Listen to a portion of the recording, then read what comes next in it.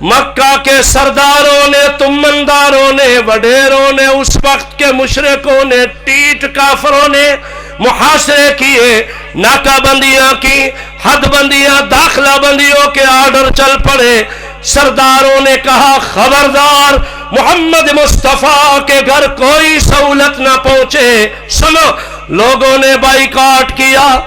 قرآن کی تحریک پروان چڑھی، تکبیر کے نعرے بلند ہوئے، اللہ کی الوہیت کی باتیں جو چلیں، کفار بکلاہٹ کا شکار ہو کے کہنے لگے خبردار سارے ناطے توڑو۔ سنو، ایک وقت یہ بھی آیا خدیجۃ الکبریٰ کا گھر ہے، مولانا سنو، خدیجۃ الکبریٰ کا گھر ہے، اللہ گواہ کھانے کو کچھ نہ ہوتا تھا، پینے کو کچھ نہ ہوتا تھا، پہننے کے کپڑے وافر مقدار میں نہ ہوتے تھے۔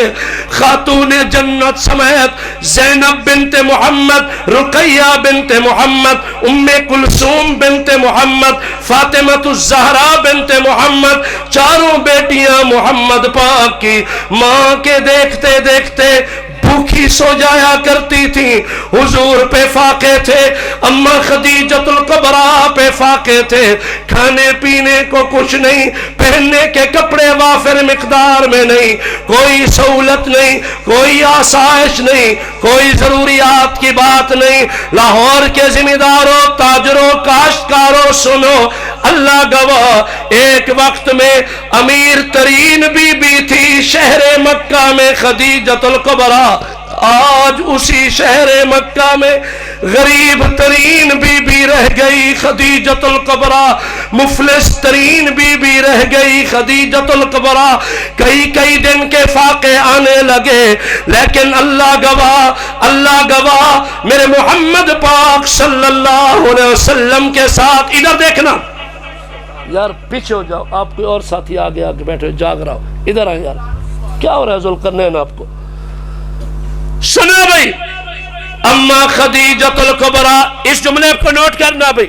امیر ترین بی بی تھی کل مکہ میں خدیجۃ الکبریٰ، توجہ چاہتا ہوں، آج غریب ترین بی بی رہ گئی خدیجۃ الکبریٰ، لیکن 25 سال، مولانا غور کرنا، 25 سال جوانوں سنو، بزرگوں سنو، پردادار بیٹیوں سنو، ذکر حبیب سننے والوں گھرانے کا انداز سنو، 25 سال کی زندگی میری اماں خدیجۃ الکبریٰ نے حضور کی رفاقت و معیت و خدمت میں گزاری، جیسی کیسی گزرتی رہی، بھوک آئی، افلاس آیا، تنگ دستی آئی، رنج و آلام کے پہاڑ ٹوٹ گئے، پریشانیوں پہ پریشانیاں آئیں، اپنے بیگانے ہو گئے، سجن دشمن ہو گئے، تنگ سے تنگ حالات آ گئے، لیکن